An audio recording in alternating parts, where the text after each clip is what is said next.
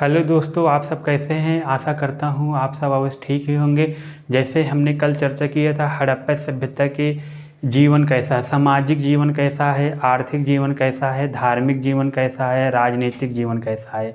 सामाजिक जीवन के अंतर्गत हमने ये देखा था कि जो हड़प्पावासी हैं उनका समाज जो है मात्र सत्तात्मक समाज है और मात्र देवी की पूजा होती है और साथ ही साथ उस शाकाहार और मांसाहार प्रकार के भोजन करते थे। और इसके अलावा हमने देखा कि राजनीतिक जीवन में देखा कि जो उनके जीवन राजनीतिक है राजतंत्रात्मक ना हो करके जनतंत्रात्मक है। और फिर हमने आर्थिक जीवन में देखा वो कैसे व्यापार कर रहे हैं कृषि का, और साथ ही साथ अपने लिए कृषि बचा के कैसे रख रहे हैं। कृषि के अंतर्गत हमने देखा गेहूँ, जौ, रागी, तिल, सरसों, इन सबको बड़े मात्रा में उसको निर्यात भी किया जा रहा है। और निर्यात करने के लिए जो बंदरगाह है हमने देखा लोथल, रंगपुर, प्रभास, पाटन बंदरगाह हैं। यहाँ से जो है चीज़ों को आयात निर्यात किया जाता था। तो ये चीज़ें थी मुख्य रूप से। आज हम हड़प्पा सभ्यता के एक लिपि के विषय में चर्चा करने, जैसे कि आपके मन में प्रश्न उठता हो हड़प्पा सभ्यता की लिपि कैसी है। जैसे अगर लिपि की बात की जाए हड़प्पा सभ्यता की लिपि, तो एक शब्दों में हड़प्पा सभ्यता की लिपि जो है उसको ब्रुस्टोफेडन बोला जाता है उस पद्धति को, क्योंकि हड़प्पा सभ्यता की लिपि जो है वो दाएं से बाएं है, वो भी चित्रात्मक रूप में है जिसे पिक्टोग्राफ बोलते हैं। और उसमें 64 मूल चिन्ह हैं जिसमें सबसे ज़्यादा यू आकार के चिन्ह हैं, मूल अक्षर है, और बाकी सब मछली के आकार के हैं। तो इसे ही बोला जाता है। जो 1853 में लगभग इसका पहला नमूना मिला, फिर उसके बाद 1923 में इसकी लिपि पूर्णतः प्रकाश में आ गई। तो हड़प्पा सभ्यता की लिपि के विषय में यही है। अगर विस्तार से देखी जाए तो इसकी जो लिपि की जानकारी मिली है सेलखड़ी पे मिली है। सेलखड़ी और तांबा के सेलखड़ी की मोहरों पे। सेलखड़ी जानते हैं, सेलखड़ी होता है जो पत्थर होता है उस पत्थर का मुलायम वाले भाग के ऊपर लिखा मिला है, सेलखड़ी उसे बोलते हैं। और तांबे की मोहरों के ऊपर ये आपको आकार मिल जाएंगे देखने के लिए। जैसे कि आप हड़प्पाई लिपि में देखेंगे मूल चिन्ह, जैसे देवनागरी लिपि में कैसे होता है, जैसे देवनागरी होता है का, आप बाएं से दाएं लिख रहे हैं, खा, गा, घा, अंगा, ये कौन सी लिपि है, देवनागरी लिपि है। लेकिन जो इनके मिले हैं, इनके तो ऐसे मिले हैं यू, फिर ऐसे ऐसे लिपि मिली है, ये 64 ऐसे है लिपि। ये है दाएं से बाएं चित्र, भावनात्मक चित्र रूप, यानी भावनात्मक चित्रात्मक है, यानी ये किसी न किसी भाव को प्रकट कर रहा है यह चित्र। लेकिन यह अभी पढ़ी नहीं जा सकी है, क्योंकि इसको पढ़ने में कौन पढ़ पाए समस्या है, क्योंकि क्या प्रकट करे। इसलिए हमें हड़प्पा सभ्यता के समाज के विषय में जो साहित्य की घटनाएं हैं उसके विषय में विस्तार से जानकारी नहीं मिल पाती है। क्योंकि अगर जिस दिन ये हम सब पढ़ लिए तो हड़प्पा सभ्यता के हम सामाजिक जीवन और नगरीय जीवन के विषय में विस्तार से जान पाएंगे कि लोग कैसे बढ़िया से नगर नियोजन करते थे, उनकी प्रशासनिक व्यवस्था कैसे थी। तो ये सब है। अगर अधिकतर आप देखेंगे जो हड़प्पाई लिपि मिली है उसमें 600 अक्षर मिले हैं, लेकिन 600 अक्षरों में से खाली जो मूल अक्षर हैं 64 हैं, क्योंकि बाकी सब बने हुए हैं उसी 64 अक्षरों से। तो यही है हड़प्पाई लिपि। उस सेलखड़ी की मोहरों पे प्राप्त हुआ है तांबे की गुटकाओं पर। तांबे की गुटके जानते हैं, जो तांबा है तांबे का है, ऐसे गुटका है इस टाइप का, इस पे लिखा हुआ है ऐसे ऐसे यो, मछली चिन्ह ऐसे ऐसे सब बना हुआ है। वो दाएं से बाएं होती है, यानी कि जो हड़प्पा की लिपि है दाएं से बाएं है, जो अपनी देवनागरी लिपि है बाएं से दाएं है। तो ऐसे ही प्राप्त हुई है। आप देखेंगे जो इस पद्धति को जो हो पढ़ते हैं ब्रुस्टोफेडन बोलते हैं। अगर जो दाएं से बाएं वाले अगर पद्धति को पढ़ा जाता लिखा जाता है इसको ब्रुस्टोफेडन बोलते हैं। फिर अब एक प्रश्न ये भी उठता है, भैया हड़प्पा सभ्यता था, इस सभ्यता कैसे गुम हो गई। देखिए हड़प्पा सभ्यता का पतन हो गया। इसके पतन के पीछे जो कारण आते हैं, कुछ लोग बोलते हैं आर्यों का बाह्य आक्रमण, कुछ लोग बताते हैं, कुछ विद्वान बोलते हैं कि भैया इसका पतन हो गया बाढ़ के कारण, कुछ बोलते हैं भाई जलवायु परिवर्तन हो गया, कुछ लोग बोलते हैं प्रशासनिक शिथिलता, कुछ लोग बोलते हैं प्राकृतिक आपदा। अब इनमें से कौन से कारण सही है, कौन यथोचित है, लेकिन सबसे प्रमुख कारण माना जाता है कि बाढ़ कारण है। दूसरा कारण माना जाता है आर्यों का आक्रमण, क्योंकि देखिए आर्यों को जो आक्रमण हुआ था, आप देखेंगे कब्रिस्तान 837 से जो आपको लाश मिला हुआ है, यानी कि किसी व्यक्ति की मृत्यु का शरीर जो मिला हुआ है उसके ऊपर तलवार का निशान है। इस ऐसे कोई व्यक्ति मरा है, तलवार का ऐसा है, इसको काटा गया है, यानी बीच में इस दो भागों में, क्योंकि बाहर से कोई आक्रमण हुआ है, तभी बाहर से उसने आर्यों का आक्रमण हुआ, क्योंकि आर्य ही आए थे भाई। उस समय आर्य जो थे लड़ाकू जनजाति थे, यानी लड़ाकू लोग थे, मध्य एशिया से आए थे। और जो यहाँ के सिंधु सभ्यता के लोग थे युद्ध प्रिय, यानी कि शांति प्रिय थे, युद्ध नहीं करते थे, उनको युद्ध से बहुत दूर घृणा थी, युद्ध उनको पसंद ही नहीं था। उनके यहाँ कोई खाली इनके यहाँ ये था नो फर्स्ट यूज पॉलिसी, तो नीति का उपयोग करते थे। लेकिन जो आर्य लोग थे लड़ाकू थे, वो अपना बराबर तरीके से आए, यहाँ के लोगों को मारा और मारने के बाद तो ख़त्म चीज़ें, यानी कि मारने के बाद अपना काबू कर लिए। इसलिए क्योंकि कई स्रोत ये भी मिलता है, क्योंकि आप देखेंगे हड़प्पा सभ्यता है नगरी सभ्यता है, और जो आर्य सभ्यता थी वो ग्रामीण सभ्यता थी। तो नगरी सभ्यता ग्रामीण सभ्यता में तब्दील हो गई, क्योंकि आर्य लोग आए होंगे भाई, मारे होंगे, मारने के बाद अपना ग्रामीण वो कृषि यानी कि गाय पूजा पालन ये सब अपना फैला दिए, ये सब चीज़ें थी। तो एक कारण माना जाता है आर्यों का आक्रमण। ये दूसरा कारण कुछ लोग विद्वान ये भी प्रमुख मान बाढ़, क्योंकि आप अधिकतर सभ्यताएं देखेंगे सिंधु नदी के सहायक नदियों के आसपास ही बसी हैं। जैसे कि आप देखेंगे जैसे हड़प्पा है रावी नदी के तट पे है, आप देखेंगे, और लोथल देख लीजिए, मोहनजोदड़ो देखिए, सब जितने स्थल हैं, जितने जैसे कि उस समय के स्थल हैं, सब किसी न किसी नदी के किनारे बसे हैं। नदी में बाढ़ आई होगी, डूब गया, पूरा शहर ही डूब गया। तो आप ऐसी एक मूवी भी देखेंगे वो मोहनजोदड़ो, उसमें इसका विस्तार से दिखाया गया है कि उसमें जो मोहनजोदड़ो डूबता है पानी बाढ़ के कारण, क्योंकि बाढ़ का से डूब जाता है, क्योंकि भाई मौसम है, परिवर्तन होता रहता है, बाढ़ आई होगी, क्योंकि सभ्यताएं विकसित होती हैं नदी किनारे सभ्यता इसलिए विकसित होती हैं क्योंकि नदी की जो सभ्यता विकसित होने के लिए आवश्यक चीज़ें हैं वहाँ पर आपको मिल जाती है, क्योंकि जल संसाधन मिल जाता है। जल अगर रहेगा तभी तो आप खेती कर पाएंगे, सिंचाई कर पाएंगे, और पेयजल आपको पूर्ति हो पाएगी, और आप इलेक्ट्रिसिटी बना पाएंगे। ये सब चीज़ें बिना जल के संभव नहीं हो पाएगा। तो इसीलिए देखेंगे आप मेसोपोटामिया सभ्यता है जो दजला एवं फरात नदियों के बीच में बसी हुई है। तो ऐसे ही ये सिंधु सभ्यता जो है सिंधु की सहायक नदियों के बीच बसा हुआ है। जलवायु, कुछ लोग बोलते हैं कि जलवायु परिवर्तन हुआ। जलवायु परिवर्तन ये मतलब कि हड़प्पा सभ्यता के लोग थे, जलवायु परिवर्तन देखे कि थोड़ा ठंडी पड़ रही थी, एक खूब गर्मी यानी तापमान बढ़ गया, या गर्मी ज़्यादा पड़ रही थी और ठंडी एक पड़ने लगी। तो ये सब कारण बताते हैं कि जलवायु परिवर्तन के कारण, और थोड़ा जैसे कि सुहाना मौसम हो गए, होता नहीं अपने यहाँ जैसे 5-6 ऋतुएँ होती हैं, आप देखते हैं विषुव ऋतु, शरद ऋतु, ग्रीष्मकालीन ऋतु, और उसके बाद शीतकालीन ऋतु। ये सब ऋतुएँ क्या हैं? वर्षा ऋतु। ये सब ऋतुएँ आपको क्या सूचित कर रही है कि भारत में इतनी ऋतुएँ हैं, इन ऋतुओं में किसी का अवधि ज़्यादा बढ़ गई होगी, जैसे शरद ऋतु, विषुव ऋतु की, जिससे इनकी जो है स्किन है जैसे उस मौसम के खिलाफ जैसे कि अपना आप को ना कर पाए होंगे एक्टिवेट, इसीलिए जलवायु परिवर्तन भी एक कारण है। कुछ लोग बताते हैं प्रशासनिक शिथिलता, हड़प्पा सभ्यता के जो पतन हो, प्रशासनिक शिथिलता यानी इनका जो प्रशासन स्तर था अच्छा नहीं था, क्योंकि आप देखेंगे जो हड़प्पा समाज के जो प्रशासनिक वो देखेंगे उसमें 4 वर्ग थे। 4 वर्गों में कौन थे? योद्धा, पुरोहित, श्रमिक, व्यापारी। इन चारों में आपसी मतभेद हो गया होगा। मतभेद इसलिए हुआ होगा क्योंकि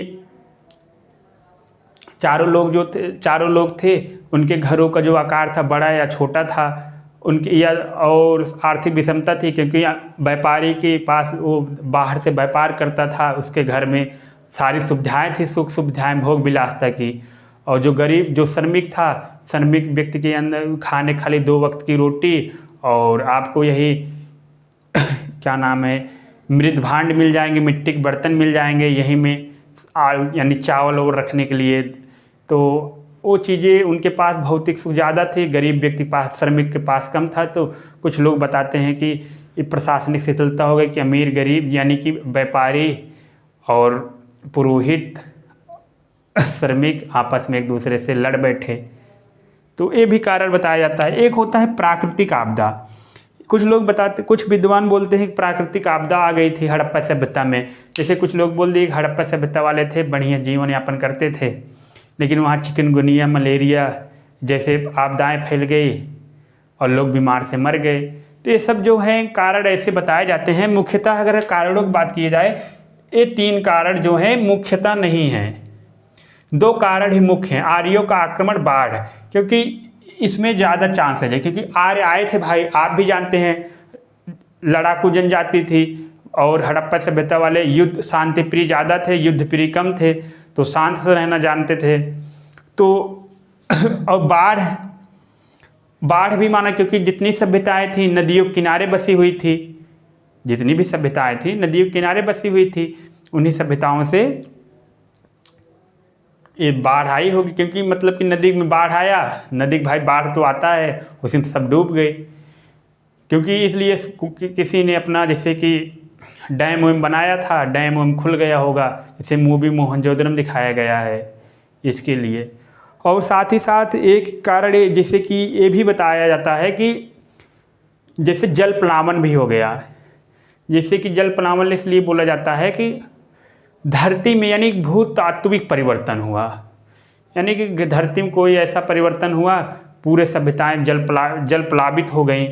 लेकिन ये सब कम माने जाते हैं प्रमाणित, क्योंकि मुख्यतः जो माने जाते हैं 2 ही माने जाते हैं, आर्यों का आक्रमण, दूसरा बाढ़। क्योंकि ये सभ्यताएं ऐसे एक नहीं ही नष्ट हो गई, धीरे धीरे दूसरी शताब्दी ईसा पूर्व तक बनी रही, तब जाके खत्म हुई, पूर्णतः नष्ट हुई।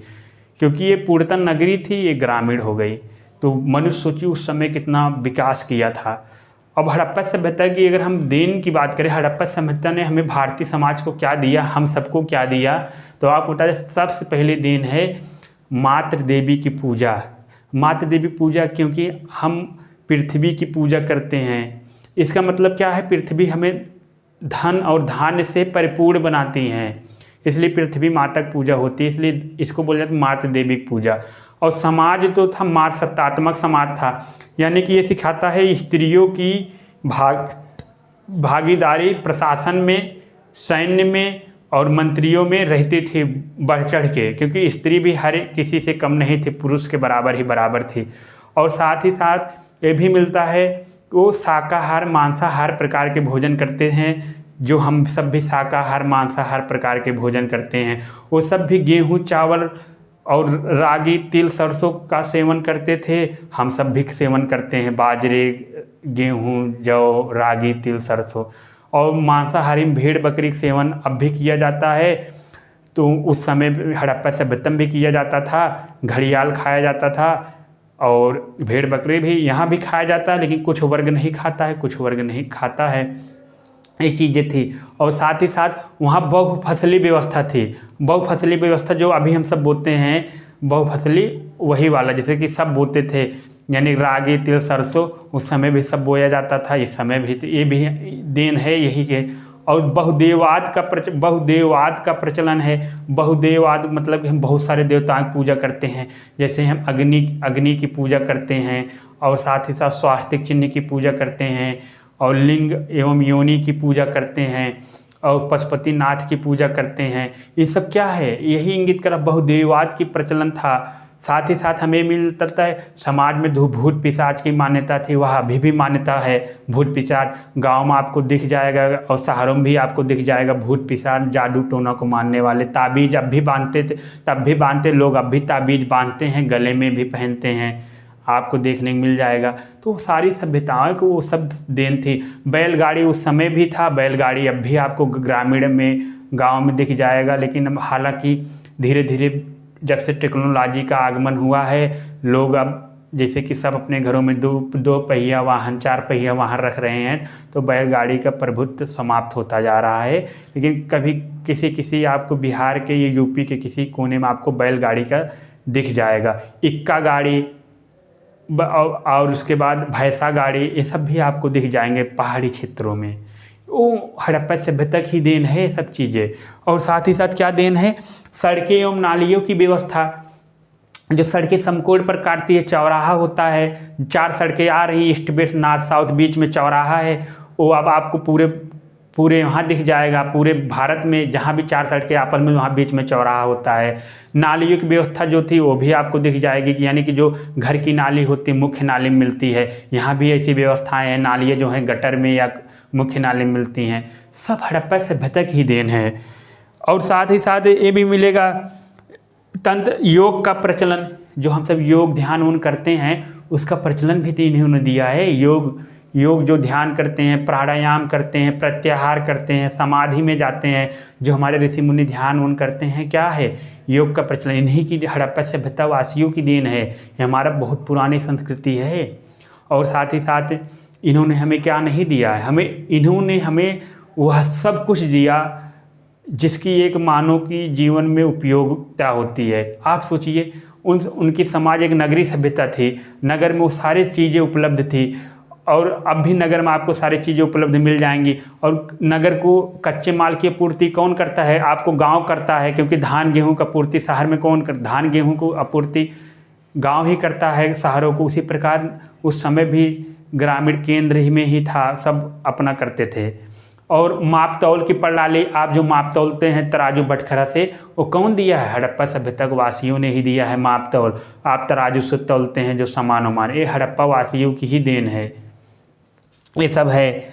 और उसके बाद जो हमारे अगर हड़प्पा सभ्यता कहा जाए, हड़प्पा सभ्यता एक ऐसी सभ्यता थी जो वर्तमान से कम नहीं था, अपितु वर्तमान से अच्छा ही था, क्योंकि चीज़ें बहुत अच्छी थी। ना कोई जात व्यवस्था थी, ना कोई छुआछूत, सब प्रेम पूर्वक रहते थे। आर्यों ने आया, जात व्यवस्था बना दी, छुआछूत जैसे चीज़ें आ गई। ये सब बाहरी आक्रमण करने वालों की देन है। हम सब तो युद्ध प्रिय वाले व्यक्ति हैं, हम सब शांति प्रिय व्यक्ति, हम सब प्रेम पूर्वक रहते थे, अपने मस्त रहते थे, नाचते कूदते थे, खेलते थे, बढ़िया से पतंगबाजी करते थे, मछली मारते थे, यही सब तो था, मनोरंजन का साधन था। बढ़िया से प्रेम पूर्वक बोलते थे, स्त्री का सम्मान करते थे, और कोई पुरुष स्त्री सब समाज में बराबर थी। स्त्री भी खाना बनाते थे, पुरुष भी बनाते थे, स्त्री पुरुष दोनों श्रृंगार करते थे, सब एक दूसरे के पूरक थे। लेकिन आर्यों के आक्रमण के बाद पूरी सभ्यता तहस नहस हो गई, नहीं तो भारत आज कहाँ होता। तो ये चीज़ें था, क्या नहीं दिया आपको, जो यज्ञ की पूजा होती है, यज्ञ विधि विधि सब हड़प्पा वासियों के देन, यज्ञ वो भी करते थे, सब हड़प्पा वासी हैं। इसीलिए हमारे भारतीय समाज में हड़प्पा वासियों के योगदान को नहीं भूला जा सकता है। क्योंकि भाई जितने भी आपको चीज़ें स्थल हमको बताए, हड़प्पा स्थल के, हड़प्पा सभ्यता के अंतर्गत हड़प्पा स्थल ले लो, चाहो मोहनजोदड़ो चाहो ले लो, चाहो चान्हू चाहो सूरकोटदा, चाहो लोथल, चाहो रंगपुर, चाहो बनावली, चाहो कालीबंगा, ये सारे स्थल जो हैं भारतीय संस्कृति की विशेषता को बताते हैं। सारी वो व्यवस्थाएं बताते हैं जो व्यवस्थाएं आज समाज में व्याप्त है, वो हड़प्पा सभ्यता की देन है, सिंधु घाटी सभ्यता की देन है। सिंधु नदी इसलिए एक सबसे महत्वपूर्ण नदी बोला जाता है, वेदों में भी लिखा गया है, क्योंकि वेदों में ज़्यादा इसका महत्व है, क्योंकि कहीं न कहीं इन्हीं के आसपास सारे लोग बसे थे हमारे पूर्वज, इसलिए सिंधु घाटी सभ्यता की महत्ता है। ठीक है, इसी के साथ धन्यवाद। कल हम बहुत मोस्ट इम्पॉर्टेंट टॉपिक पर चर्चा करेंगे, वैदिक सभ्यता के विषय में। ठीक है, इसी के साथ धन्यवाद।